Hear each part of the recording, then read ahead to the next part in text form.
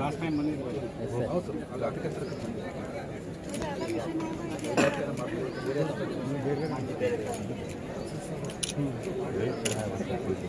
But ನನ್ನ question ಹಣ ಬರುತ್ತಾ ಎಲ್ಲರಿಗೂ?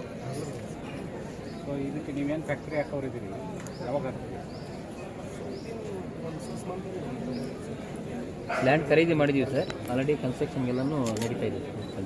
ಕೆಲವೊಬ್ರು ರೈತರು ನಾನು ಕೇಳ್ತಾ ಇದ್ದೀನಿ, ಎಸ್ ಸರ್.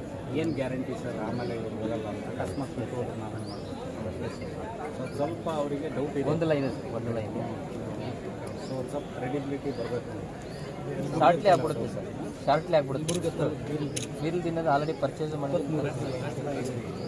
ಏನಾಗುತ್ತೆ, ಈ ಗೋಯಿಂಗ್ ಟು ಇನ್ವೆಸ್ಟ್ 30 ಇಯರ್ಸ್ ಅಂತಾರೆ. ಸೊ ನೀವು 5 ವರ್ಷ after 5 years will leave, where will you go?